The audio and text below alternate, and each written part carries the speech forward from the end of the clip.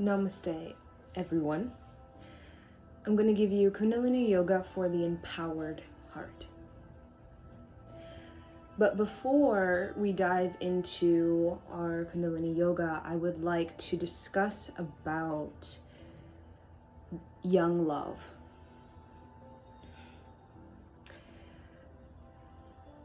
Young love is an experience that a lot of us try to recreate in our adult lives. We try to recreate that in our 10 plus year marriage, right? We try to recreate that in our dating scene, the sort of magic of young love. And that's what young love is. Basically, it is being in awe of creation and the power of the kindred spirit.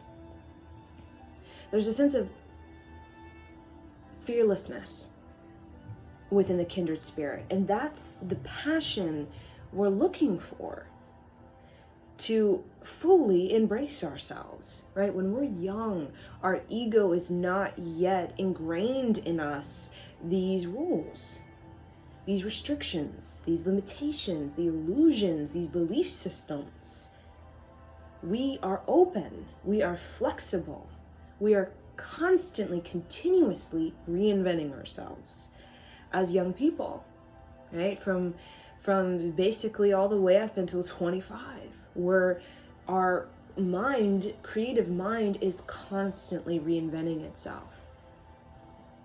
We are taking on different clothing, different styles, different fashion, different culture. We're very curious. We're very interested. We have a lot of energy to participate, right? And that's what young love is about. Young love is about being in the present moment now, right? And when we start to ingrain in ourselves a man of the world, a woman of the world, and all of the judgment associated with that, the rules, the restrictions, the limitation. A man is to be like this, a woman is to be like that. We get very tense. Love gets very tense, right? Love loses that kind of magic, right? It's sort of kindredness. Right? We go into relationships and we're not wholehearted. We're not even really participating in the relationship. We're just kind of just doing whatever, right? And the thing about the young love, there's a sense of everything is meaningful. It's so poetic. It's so artistic. Because when we're in that young love, we are in this total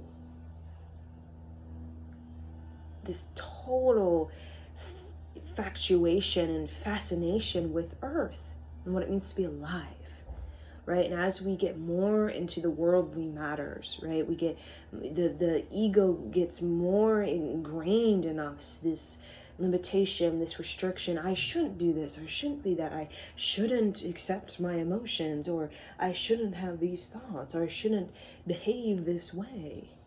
But what happens is that kindred spirit is caged within us, right? We oppress our kindred spirit with this sort of ego that won't let us let loose, right? Because of the fear and the doubt, and I won't be accepted, and this, that, and the other. There's always an excuse, right? When there's a sense of young love, there's a fearlessness, there's a courage, there's a sense of edge to it, right? And a lot of us, we go back to that kindred love. A lot of times, even if we're 35, 45, 85, we go back to that kindred love. And that doesn't necessarily have to be a sexual relationship.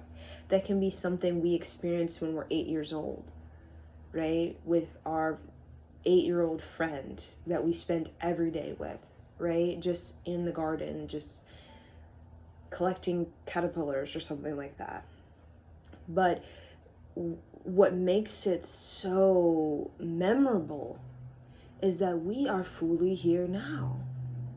We are wholeheartedly looking into them, aware of them, listening to them, giving to them, right? And as we get older and, we get the ego ingrains more in us, this sense of being alive, that in many ways is a sort of matrix show, magic show, right? Where we don't even really tap into our creative energy, our emotional energy, our psychological energy, without feeling uncomfortable or triggered or these type of things. But when we're in that kindred energy, we're in this openness, right?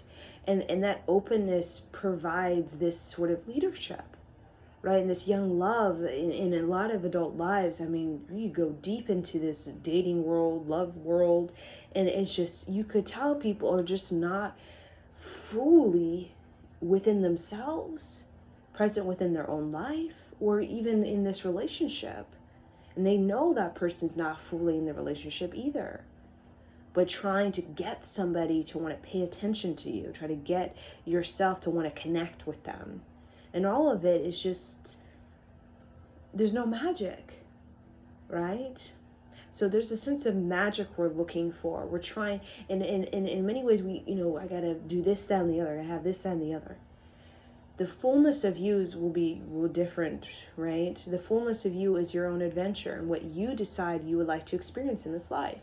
Now, again, the ego has all this it decides for you many times, right? It compares, it competes, right? Instead of participating with your own creative choice, right? So the kindred spirit, all it wants is to be creative, highly creative, and everything else will follow. The reciprocity, the prosperity, all of that will follow. The ego in many ways is not like that. In many ways, the ego is like prosperity, reciprocity, but the creativity, the emotionality, there's no sense of, I'm going to go into that. I'm going to study that, right? When the kindred spirit, everything about this sort of life is the study of the emotionality, the study of the spirituality, the study of the creativity that leads into the reciprocity and the prosperity. And it makes it meaningful rather than the ego, I'm entitled, I'm deserving, prosperity, reciprocity, right? Just that is your mantra or your affirmation. But then yet inside of you, the emotionality, the creativity, the spirituality, there's no meaning, right? You're not making it meaningful. You're not participating with it. You're not really going with it, bringing full awareness to it, tapping into it, listening to it, right? A lot of times we spend more time listening to what Tom, Dick, Harry, Susie, Sally, Jane, what they're doing and how they're doing and what they achieved or what they got or all that's in the other, right? Than actually listening to our own emotionality, our own spirituality, our own creativity, right? And you can kind of tell in that person, you kind of tell by just the amount of energy they have within their own imagination and within their own sort of adventure and the movement they're creating in their life, the sort of artistry and culture that they have. You can tell that when a person's holding such just this rich, wealthy culture with just who they are, that's somebody emotionality, spirituality, and creativity is very well defined, well sculpted within them, right? And that sort of renaissance as a culture, basically, is sort of created from a renaissance, basically. And that renaissance sort of fades out and a new one comes in, and that's kind of the rise and fall of culture in many ways. And we do that within ourselves. And that's what a kindred spirit is this renaissance, right? When you're in love with someone and you're just completely inspired, that's a renaissance, right? And the thing about the kindred love, or the young love, is that renaissance, that inspiration, since we're so open and our ego hasn't defined us, hasn't locked us in to whatever belief system. It could even be of our parents, it could be society, religion, whatever it is. Since we're not locked in, we're quite expansive, we're quite adaptable, changeable, and we really want to become multi-talented, multi-dimensional. We want to represent a well-rounded cultural person, right? And that's the emotionality, spirituality, and the creativity, right? And the reciprocity and the prosperity, when we think of the outer world, that's just an extension of that, right? It's just an extension of that. It's just a boomerang of that, right? You boomerang your energy out, that renaissance, right? Like if you're a sculptor, and the sort of boomerang that comes back is the universe responding to that, right? You're sending out a signal and you're getting response to it, right? And there's this, and that's the thing about this young love. There is the word sincerity. We don't have much of the shame, judgment, feelings of not being good enough that create all this kind of insecurity, uncertainty, whiplash by our own sort of, I don't know, maybe, possibly, and not even making a decision. And as an adults, you would think like would be decision makers when it comes to love in many ways, but we don't really listen to ourselves. We don't really have that sensitivity. Many of us, we can get hardened, right? It would triggered. And then we stop talking about things with our partner, or we sort of, shove it on the rug or suppress it, or just stop looking ourselves in the mirror, right? Stop affirming to ourselves, as we do as a child just naturally every time we wake up. I'm going to school today. I'm going to pass my test. I'm going to be brilliant, right? I'm going to learn something new. We wake up and you're like, what can I avoid today, right? Within myself, right? Because I feel the burden, the weight of this life, right? So that kindred spirit, when we talk about in a love relationship, is ultimate. We can call it a soulmate, we can call it a twin flame, we can call it the beloved, the great lover, all of these type of things. But basically, it's the kindredness of a connection. And that kindredness of the connection has everything to do with creative destiny. But we have to decide that. And that's the thing. A lot of us think we have to, they say, grow up, right? Don't be youthful anymore. You be the adult, right? We say that because we're saying about being responsible, right? But there's something about the kindred soul. It's responsible to one's emotionality, spirituality, and creativity. And that's kind of different responsibility from like you're responsible for a lot of times we're just saying be an adult, you're responsible for, your survival, right? Food, money, sex, water, right? Food, money, sex, water, that type of basic, right? You're responsible for that, right? But the thing is, that is not the transmission of our life. That's the sort of house, like, right? And that's why a lot of people, the house is like empty. There's no energy in the house. When people's house is like a shell, like there's no pearl, right? And that's the thing about it. It's like you go into somebody's house and like, oh my God, like the dating stuff. Oh my God, there's no pearl. The pearl is what we're selling. We're not selling we're making the pearl into something, right? To exchange, right? To give to our people or whoever wants the pearl or something like that, right? The survival, the sex, money, food, water, sex, money, food, water, that's the home. That's like the shell. And the pearl is what is the sort of accomplishment of ourselves, right? And that pearl has to do with your responsibility to your emotionality, spirituality, and your creativity, and everything about our society and the many sort of civilizations on this planet through thousands of years, but millions of years on this planet, other planets, is culture, is the Renaissance. The kindred soul being reformed, repatterned, and sort of reborn. The reinvention of ourselves is kind of the kindred soul, the Renaissance, that just ignites such passion within us, inspiration. That inspiration bleeds into all kind of age of reason, age of enlightenment, all this sort of artistic discovery, musical advancement, all this sort of spiritual refinement, all of these type of things. And I think that's what the kindred soul is. That's what we're really yearning for, right? And that's why a lot of times we go back to our young years when we're, younger than 25 a lot of times, because we're in a place that we don't have to lose that sort of mind state, right? State of mind, right?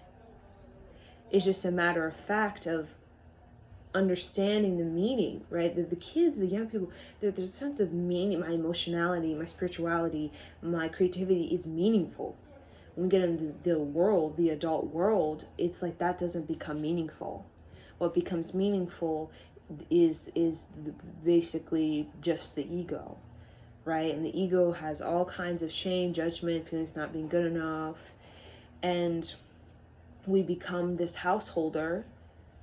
But inside our house, it's like there's no life.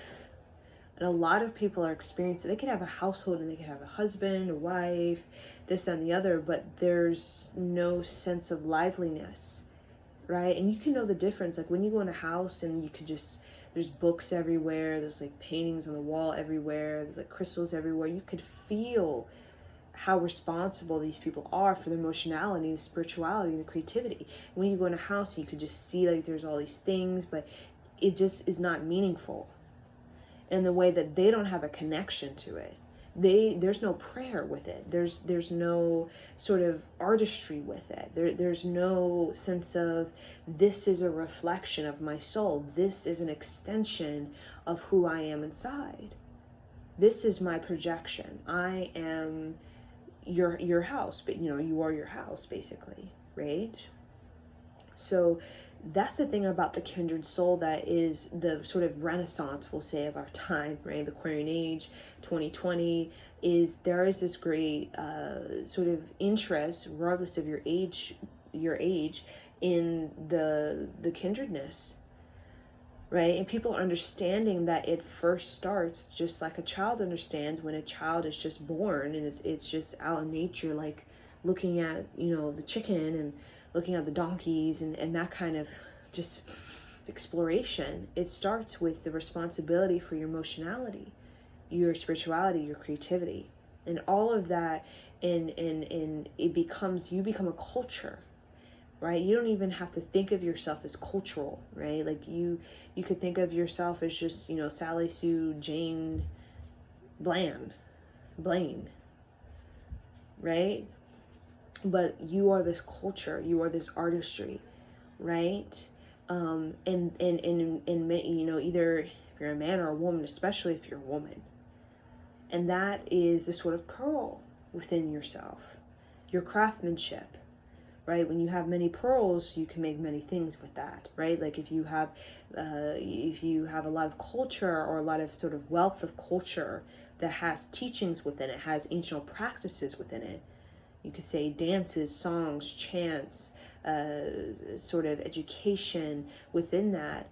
You have much you can make with that, right? So in the young love, there's a sense of you're creating something with somebody.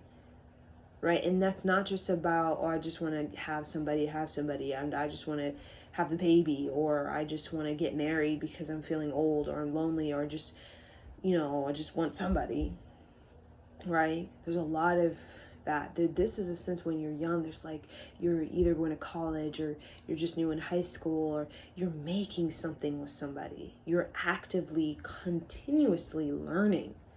And that's what makes it very exciting. You're like at school, and you're going between classes to kind of, see each other, and the break and stuff like that. And you're in this state of your mind that we don't really, when we're young in high school, college, we don't really truly appreciate until we get older and we become adults.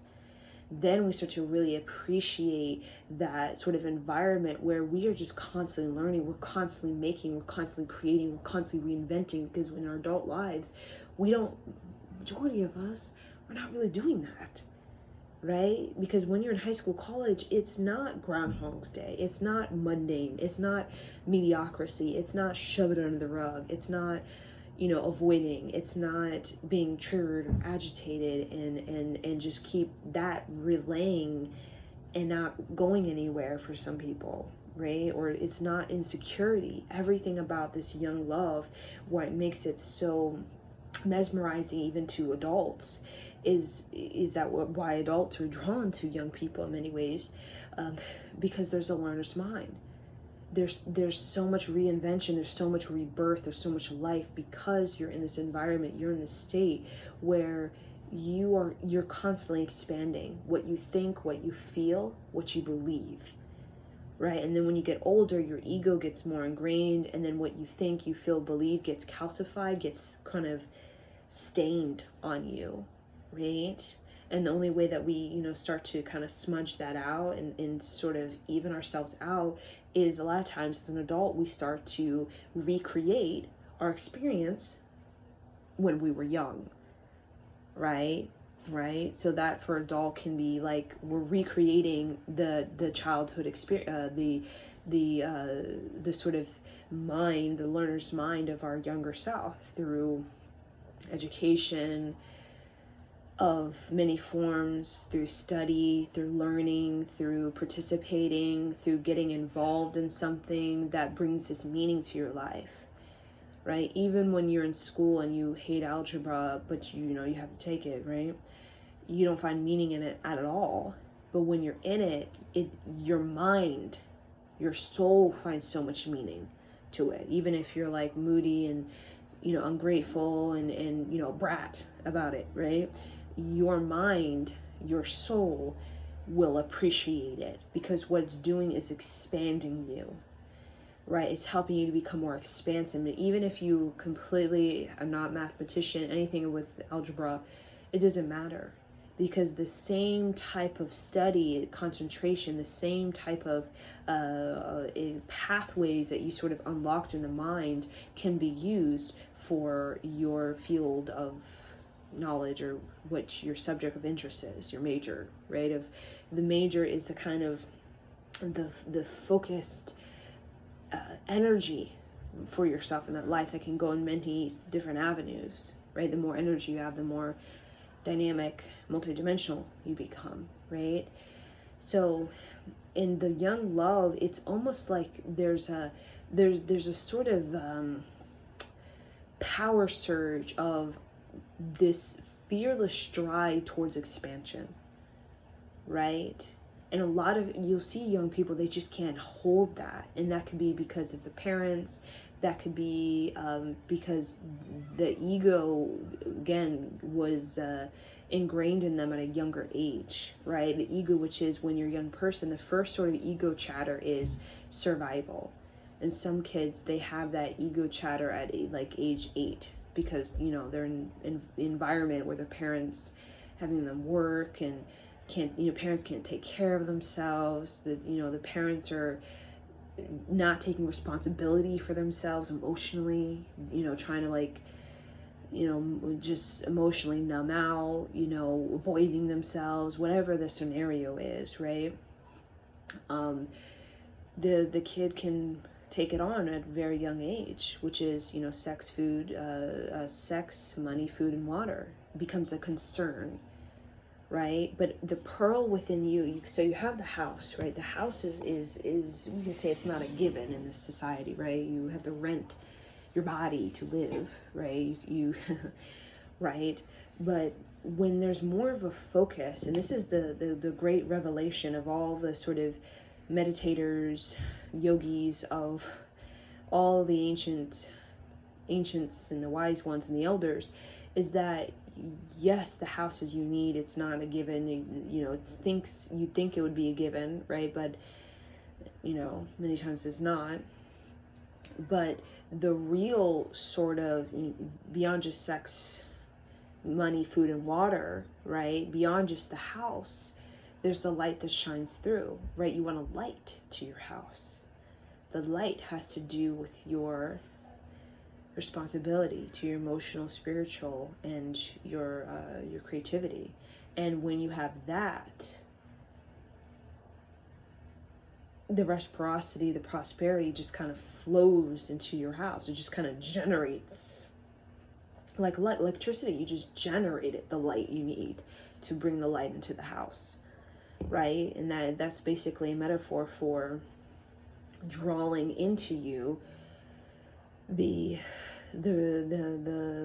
sort of wealth that you need comes from the expansion you project, right? So that's what young love is, and that's why there's the sincerity of it is so, it's so rememberable, it's so mesmerizing, because again, the ego, we get into sex, money, food, and water. We get into like, well, I need to just get married, or I need someone to help pay my bills, or, my parents are looking at me weird because I'm not with somebody, or, I want to have a kid, or, I'm feeling horny, I want to have sex with somebody, right? And that's kind of the ego. When it's just lower chakra, sex, money, food, and water, we're not really thinking about the sort of making and creating with someone, right? We're not thinking about the making, creating. We're not thinking about the philosophy of it, the soulfulness of it,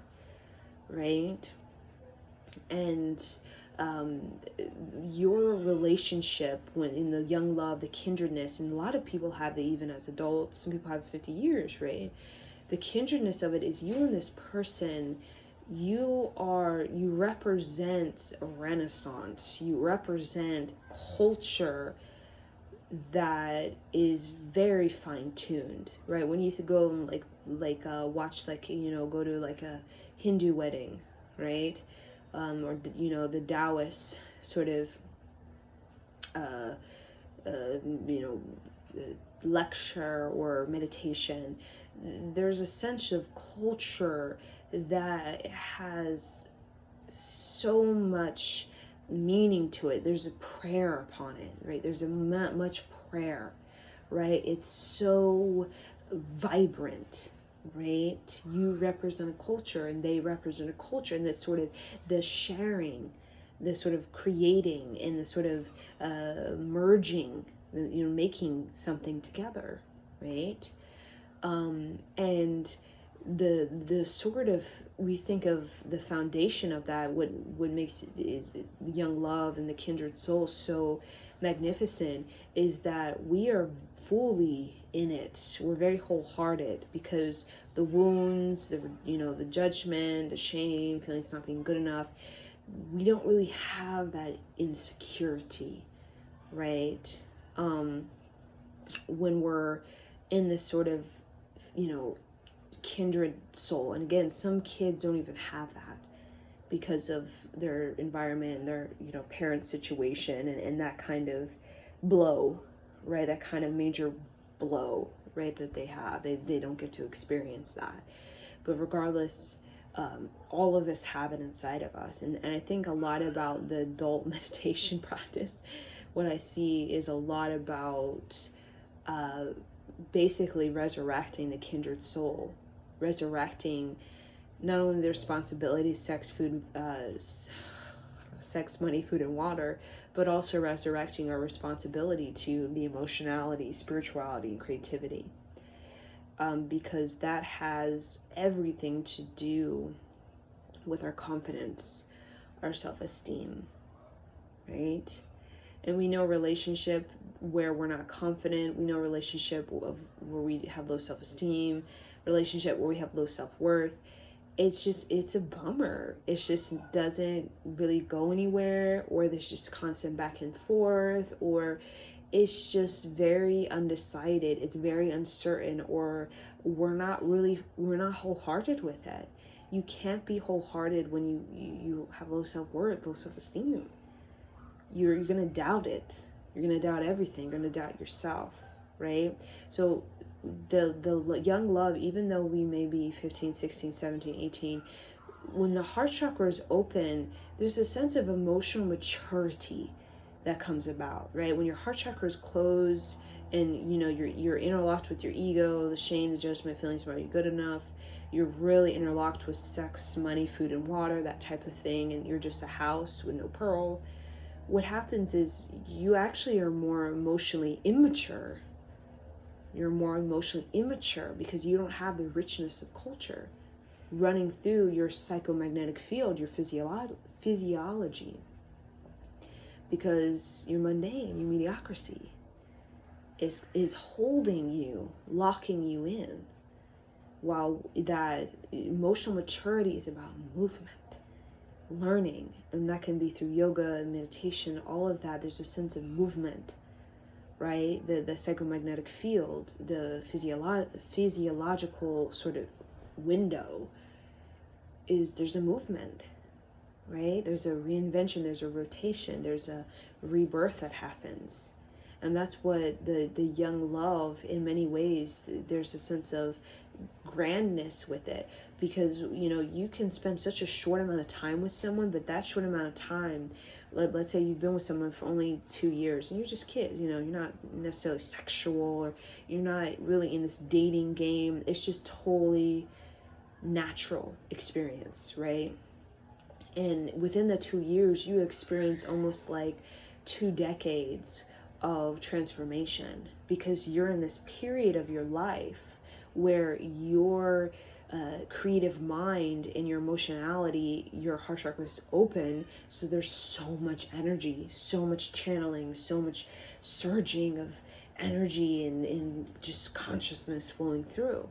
But then when you get the heart chakra closed, interlocked with the ego, right, very like bound to your house, very uncertain, very insecure, delaying yourself,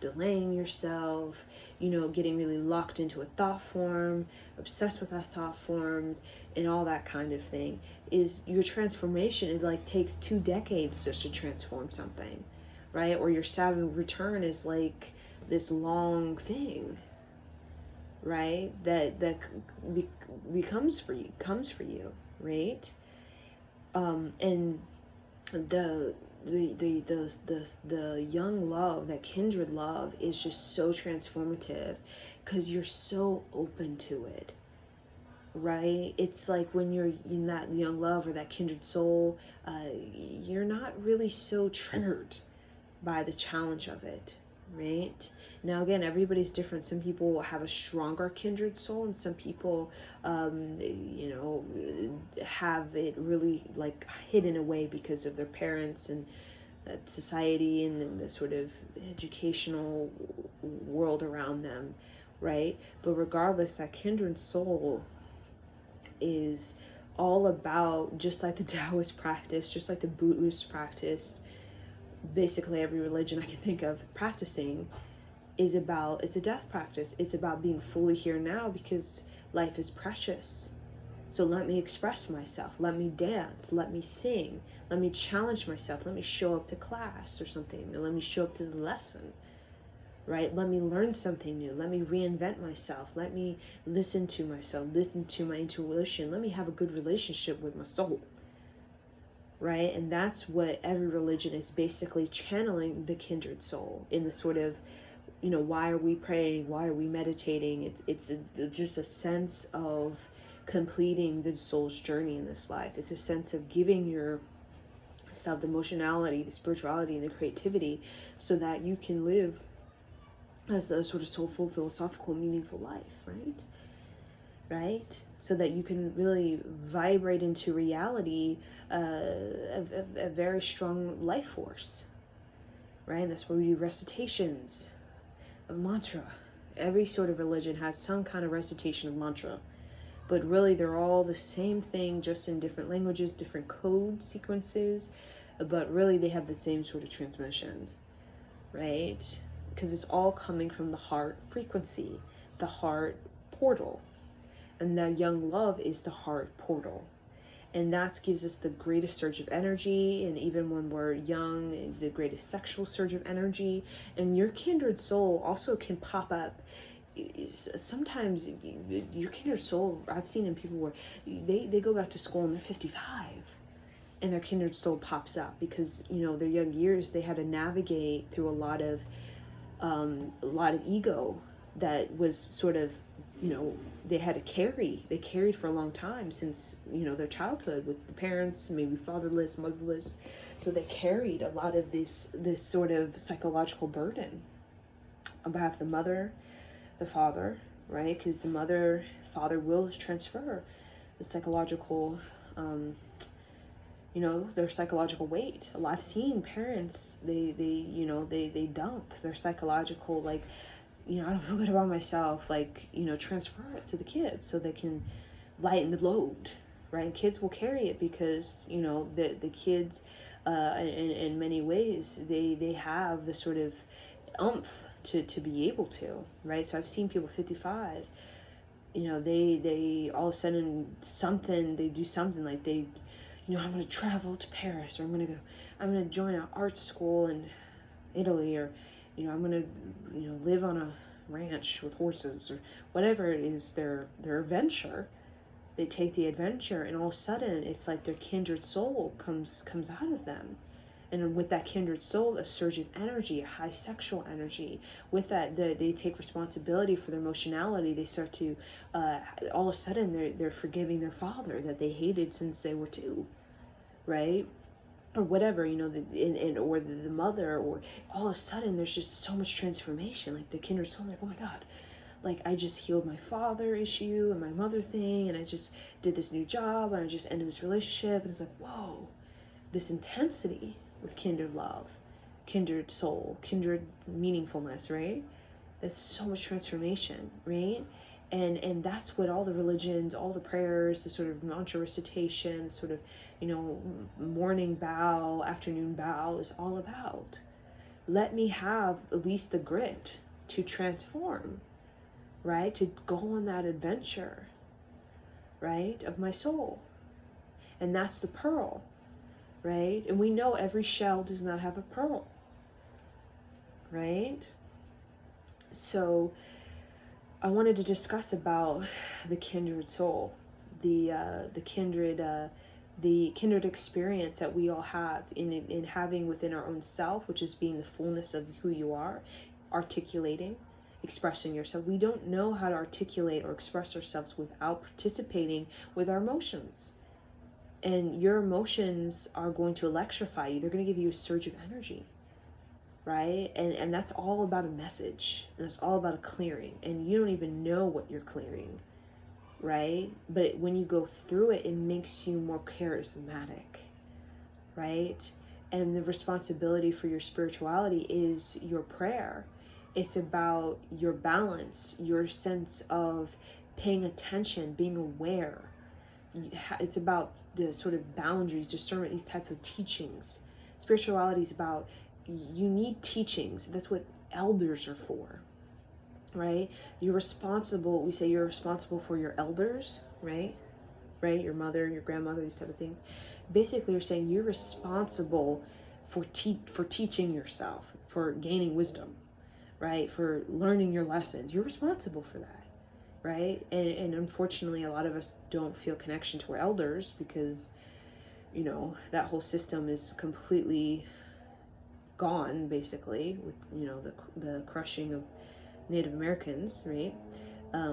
But spirituality is saying you are responsible for your teachings, the teachings that the elders provide. So you have to show up, you have to listen, you have to participate, you have to give time to that, right? You have to be present with that, right? And then your creativity, being responsible for creativities, being responsible for your craftsmanship, right? That's about determination, that's about excellence, that's about patience, that's about virtue, like, right? That's about really showing up, right? It's about your work ethic, not just in the work as you whatever it is, it's about the work ethic within your ability to follow through, whatever that may be for you, right? So the kindred soul and that young love are basically the same thing. And some of us, again, so some of us have a childhood where, we are completely not in our heart energy, because we're like age 15 way up in like sex, money, food, and water, because our parents don't pay rent. And this is Yogi Bhajan teaching. The parents don't pay rent, which is about providing, right? The parents don't really, they're not giving. They don't know how to give. They have nothing to give. They don't have pearls, nothing to give, right? They want somebody to take care of them, right? Or, you know, the kids is something for fun, just to do because I'm bored, or I want to keep my man, or something like that. And all of these things trigger people, right? And a lot of people, they don't start to really have that, they don't have a first love until maybe sometimes they're 45. And before that, they've just had sexual things, like sexual mates, and, you know, up and down and here and there. That's not a love relationship. People think, oh, I've been with this person 5 years, up and down. That's not a love relationship. If you're fully in with them, you're making something, creating something, the emotionality, the spirituality, the creativity, right? That's what we're talking about, that kindred soul with someone, right? Where you're, again, that could be a moment, that could be 6 months, who knows, but this sort of creating this beautiful experience with somebody that is about the healing of the heart energy, the awakening of the heart energy, but also for the sincerity of the heart energy, right? But a lot of us, again, you know, the ego is like real interlocked, like some, you know, age 15, that we don't even know what the sincerity is within ourselves, because we're young and we don't even know what it means to be a kindred soul. We don't even know what it means to be out in nature and intuition and emotionality, spirituality, creativity. We're like, what? Nah, right? So then we're like trying to have an emotionally mature relationship, but we don't even know, like, we don't have the elders, spirituality, we don't have the elders, the voice of reason, the teachings, we don't have that, the prayer, we don't have that, the creativity, we don't have that. Like, we don't have confidence, self-esteem, self-worth. And then in the emotionality, we, you know, are doubtful, not really there, right? So we, as the kindred soul, when we get to really kind of come into that, which is, again, what we're doing with the learning experience, when we start to really come into that, that's when we start to really, in a love relationship, start to experience immense transformation, immense resurrection, immense reinvention, and immense rebirth. So I say the right? They call rebirth. I like to see the of to be reborn, basically. The of all the re's you can, you know, revolution, reinvention, reformation, revitalization, all of this, right? It's the ability to sort of ignite the sort of challenge within each other, right? The sort of challenge in each other, that, like, when you go to school and, like, I challenge you to go to school, I challenge you to expand, I challenge you to grow, or I challenge you to in a subtle way. It could be a more like enthusiastic way, it could be a more compassionate way, whatever is the moment. That's what really brings about a deeper intimacy. That's what white tantra is. You're literally, you know, you're staring at each other for 8 hours, basically, right? In these different postures that you hold, right? Like, you're literally sitting in each other's laps, and you're basically looking to each other without speaking. You're basically saying, I challenge you, or you're saying, I heal you, or you're saying, I welcome you, or say, I accept you, or, you know, whatever it is. But you're not saying it, you're saying it with your emotionality, your spirituality, your creativity.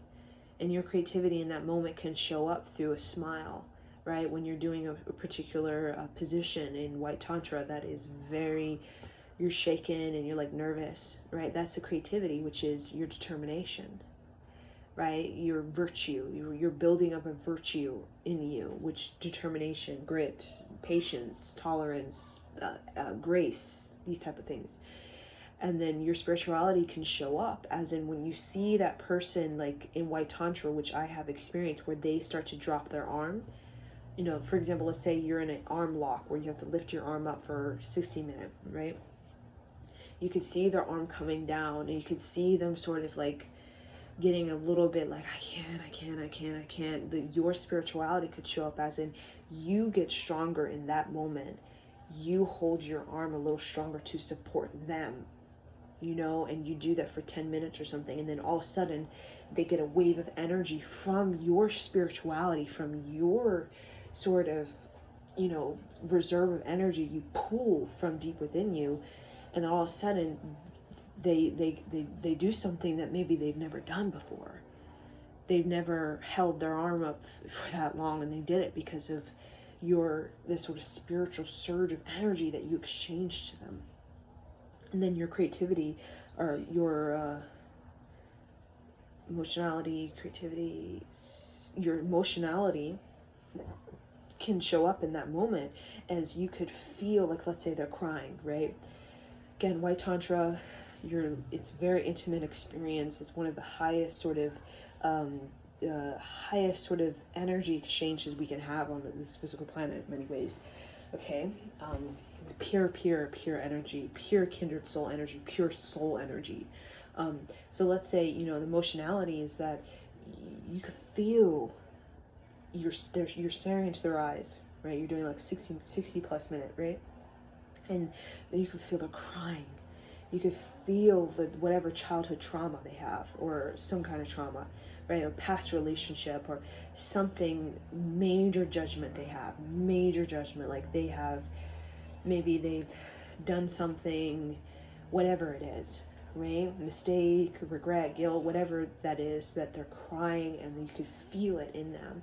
Your emotionality, emotional maturity in that moment, in this kindred soul experience, is to stare at them, look at them, hold the energy with a sense of gut, and literally share the space with them in this sort of mantra of forgiveness, right? Even if you don't even know who they are, and you don't even know what it is, but you are intuitive.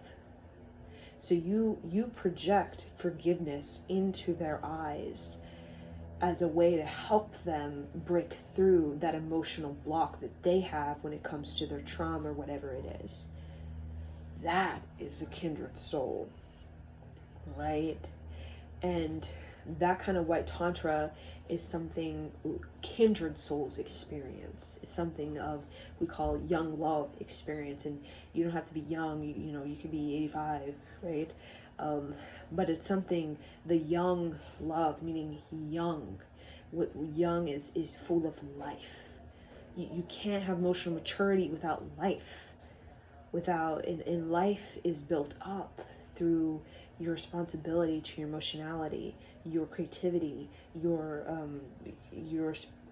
emotionality, creativity, spirituality, right? So a lot of times we're programmed by the magic show, The Wizard of Oz, as a charlatan, of total fake. We're taught, none of that makes sense. It's not important, right?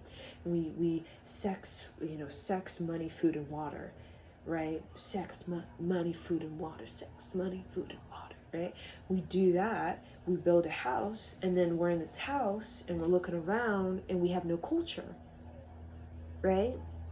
We're like, where's my culture? Like, I'm looking around, like, I don't hear any music in the background. Like, I don't see any art. Like, I don't see any, like, altar. I don't see my elders.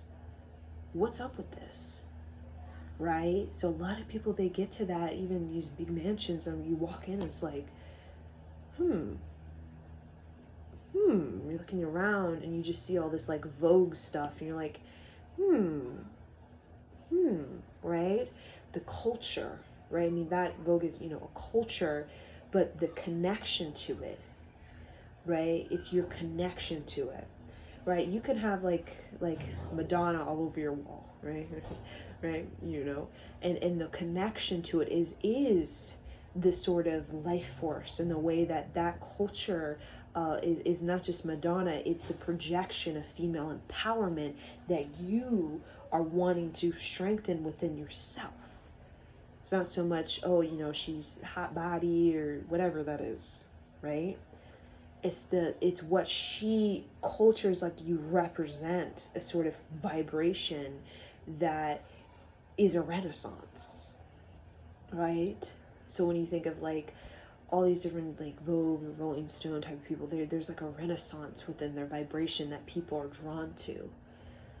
Not everybody has that, right? Some people it's not that at all, right?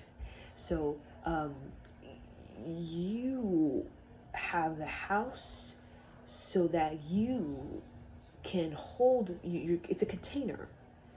Like you have a container for brushes, like you know, brushes, you container for your paint, you have container for your books, container, you know, it's a container, right? So that you can hold space on earth for your culture. So why do we have a temple? Why do we have a dance studio? Why do we have a church, or, you know, this sort of cathedral, or this sort of, you know, space, like some sort of business, or just a place in general, right? So that we can contain, right, the emotionality, spirituality, creativity of our culture. And that has been the main thing for thousands of years of what human beings have been doing, right? It's your culture, it's the renaissance of you. And this kindred love, the kindred soul, like Tantra, it's all about the renaissance in you, which can be something like total rock and roll. Like that's your reinvention, is like you come out and you're like rock and roll. Like you learn guitar and all of a sudden you're a guitar person. You can come out and you're just total like hippie vibes or whatever. Or you come out and you're total like, I'm gonna learn like a new language, I'm gonna go live in Japan, or whatever it is. There's a sense of being you, there's more wealth of culture in you, right? So when we go to like India, and we go to meet the great meditator, the great sort of guru, or you know, or the Taoist, or the Tibetan monk, or whatever it is, we're going so that we can connect our culture to another culture, to make ourselves more culturally wealthy. Why? Because we need elders. We need these teachings, right? These teachings make us very, very rich in the transmission and also in the projection. We're either transmitting it into us and we're projecting it out into our house, into our kids. When you have your baby and you're just staring at your baby, you're projecting the kids, you're projecting into your lineage, you're projecting into this planet, right?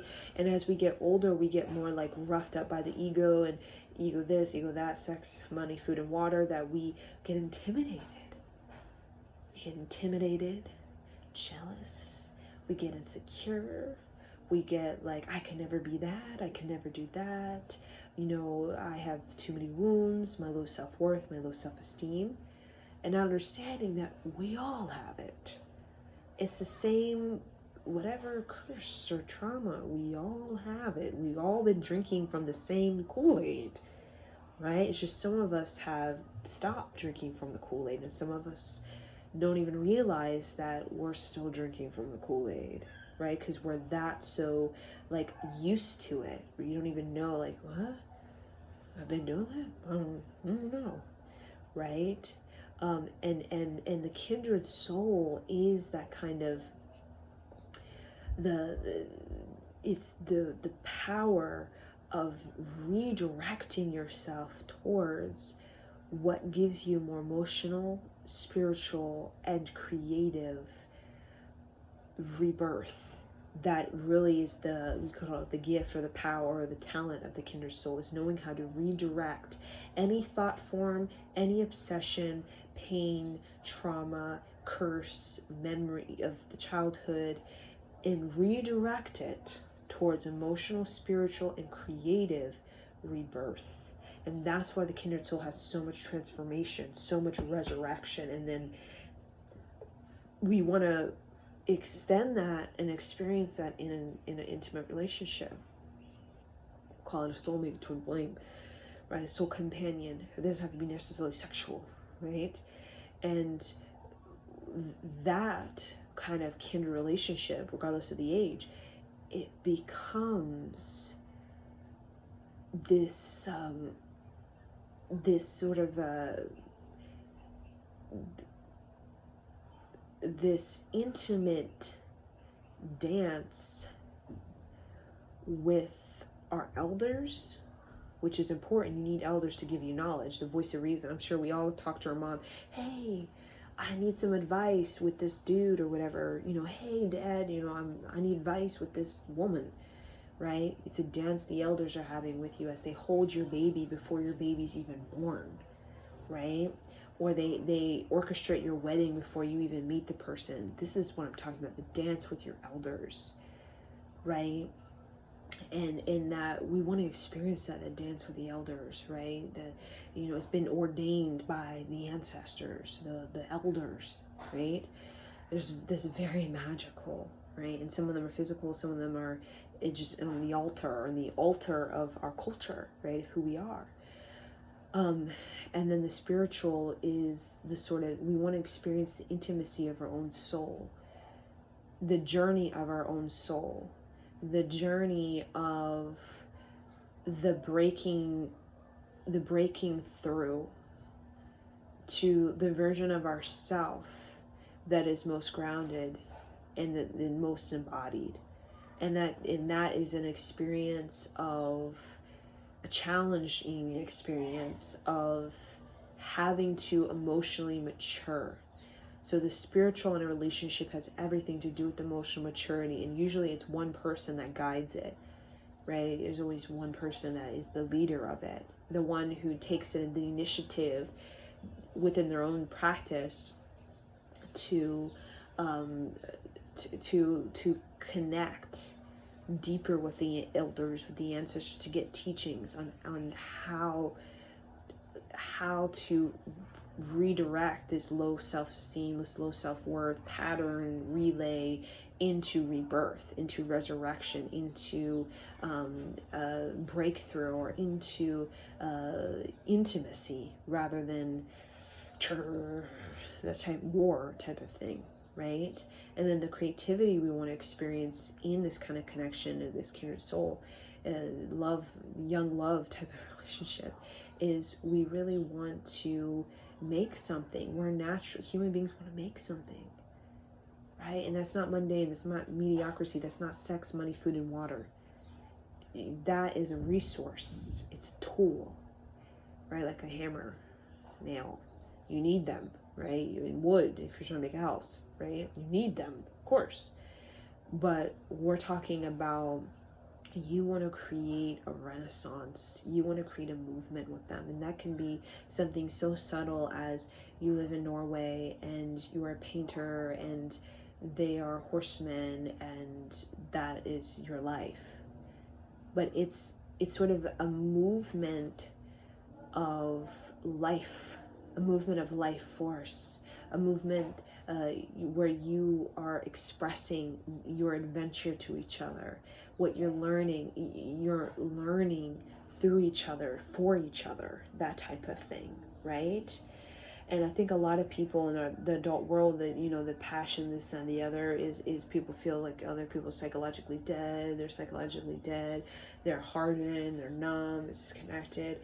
It's this sort of, we call the absent-mindedness, right? Or the false promises. You say you're gonna do this, you never do that. You have no energy, whatever that is, or it just falls out. Whatever it is, there's a sense of one needing within themselves first before they can go ahead and do that. Oneself first has to make the decision to be alive. And alive, sex, money, food, and water is not necessarily alive in the biological sense, but psychologically, not so much, right? A radiant body, your radiance really is what it means to be alive. When you have a radiant body that's developed, that's when you're starting to look alive, right? That's why children are so alive, because their radiant body is totally wide open, right? And all of that's deciding to be alive, and deciding to be alive beyond just the ego alive, because you can be alive, the ego alive. The other alive is responsibility for emotionality, spirituality, and the creativity, right? And that is what we don't learn that first. We learn the other thing first. We learn you have to have a house, right? I'm sure we all in America have been told, either a man or woman, you have to have a house, right? In the United States of America, we're taught that you have to have a house, right? And we're not even told really, like, what's going to be in the house. We're not even told that the decoration, what's going to be in the house, who's going to be in the house, what kind of experience we'll have in the house. We're just told, just you got to grow up one day, be an adult, and buy a house and have a job. So we do that. We get the job so that we can afford the house. And then what happens is we reach a point where we're looking at our house and we're like, right? That's not it. And these meditators realized that thousands and thousands of years ago, probably millions of lifetimes ago, right? And the kind of the Kindred soul is that sort of voice of reason, that the elder they hold that frequency for us, that has everything to do with your avatar is your, you can say your house, but also your biology, your physical life, your physical body, right? Your mind, it's your avatar. The purpose of it is to gift you a human experience, an earth interaction, for you to give yourself a wealthy culture, emotionally, spiritually, creatively, right? That's why we say, the Taoists say time is precious, the Buddhists say time is precious, right? Christianity, time is precious, right? In every religion, it says that, right? And that's really what it is. The wealthy culture of you, and that is, you could say, the connection to the elders, the teachings, the connection to the creativity, which is your ability to redirect yourself so that you can have rebirth, so that you don't feel like, oh, I'm just going to be this person forever, low self-esteem, and not know what the hell to do with it, not know how to move anything, not know how to use my gut for anything, right?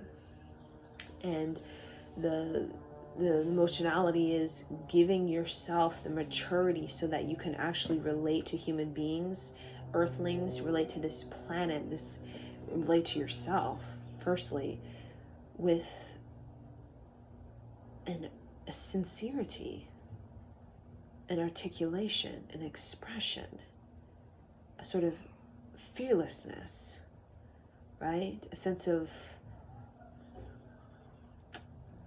meaningful, profound experience you have with your emotions, right? For the purpose of